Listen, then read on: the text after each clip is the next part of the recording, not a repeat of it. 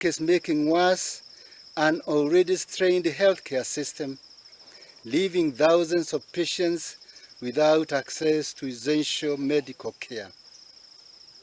In many government hospitals, clinics are abandoned, ICUs are closed, and referral hospitals are even declining taking patients. This is dangerous, for many lose their lives. We call on the Ministry of Health and the county governments, health departments, to prioritize dialogue with the striking doctors to find a quick solution to the current crisis. The government should embrace dialogue and agree to listen to the grievances by the doctors. It has a responsibility to address the legitimate concerns raised by the doctors. Both parties need to set aside their differences and come to the table to find mutually beneficial solutions with the ultimate goal of reducing the suffering of the sick and vulnerable Kenyans who are in dire need of medical care. It is important that the doctors keep in mind that while it is essential for them to have their concerns addressed, it is equally important for the government to ensure the provision of healthcare services to its citizens, that it is not disrupted. The doctors should conduct themselves with civility during the strike and also consider going back to work for the sake of the sick in hospitals. It is crucial for all stakeholders to recognize the gravity of the situation and demonstrate a commitment to finding common ground. Both sides must demonstrate leadership and compassion and work together to ensure all Kenyans have access to the quality health care they deserve. And this concerns the many accidents that are taking place on our roads. And we realize that so many people are losing their lives on our roads because of accidents, many accidents that are taking place. Some of these accidents are taking place because some people drive while they are very tired, and especially those who are long-distance drivers, and they drive for long hours and they find themselves very tired and they are not able to change duty with others. But then also, even more seriously, those who are driving while they are drunk, either because of alcohol or because of other intoxicating drugs. I want to raise this because there are so many people who have lost their lives in the accidents that are taking place in our country, on the roads of our country.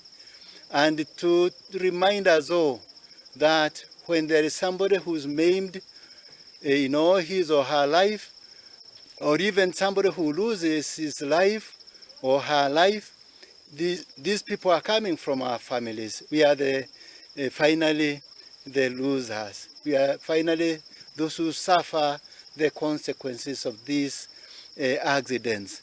And I therefore ask that we all be careful, and especially at a time like this, when we have Easter holidays, that drivers may be extra careful in driving. I'm talking about this while in this church of Gaitega, where a few months ago, through a road accident, we lost 6 people, 6 CW women and the driver. We still lament that this happened, and we feel pained that we lost those 6 people of the same community. And it is for a matter like that I feel very concerned, and I ask that we all be careful when we go out driving on our roads. I wish you safe driving. The LGBTQ threat is real and is capable of breaking down the family unit and the entire social fabric.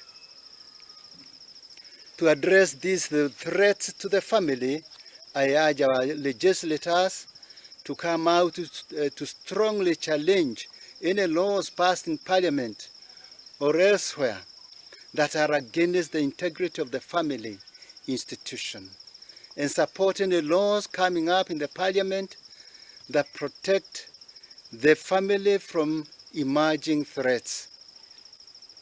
I reiterate our position as the Kenya Conference of Catholic Bishops that marriage is desired by God, and as such, it is between a man and a woman. I urge parents to strive to be closer to their children so as to identify and address any negative influence on them before it is too late. I remind all parents that they have a responsibility to instill good morals in their children as their first teachers and role models, to dialogue with them and pray together as a family unit.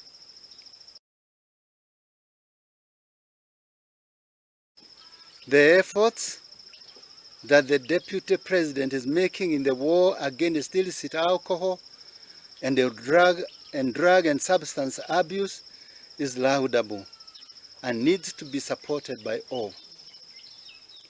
The effects of illicit alcohol and drug abuse and substance abuse are too obvious, and they are dire. They range from wrecking the economies of the family to even death.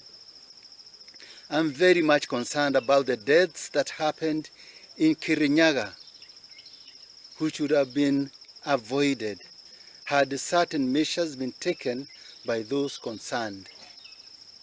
There is need for the government to study the matter and identify the root cause of the alcohol problem in the country. Its production must be stopped by even controlling the sources of raw materials. Closing bars and other sale points and limiting the time that they operate are important steps in this endeavor. But it is also very important to address the supply side of the business. Suppliers must be identified and sanctioned, including closing down their businesses with immediate effect. The country cannot afford to lose any more lives to illicit alcohol.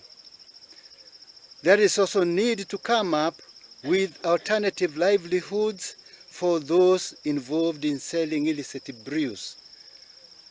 But any list of solutions is not complete without including the psychosocial factors, alternative methods of spending free time that attract the victim away from the bars and such joints need to be proposed and, where possible, put in place.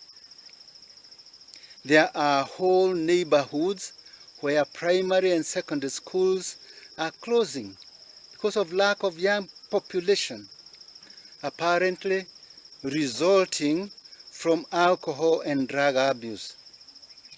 Such communities need to depart from the watch and see stance to one that is proactive, giving psychosocial support. In this too, the government support should be readily available, financially and needed logistics. Further, it should most importantly lay a foundation dealing with these challenges by enacting legislation that is unequivocal and easily enforceable.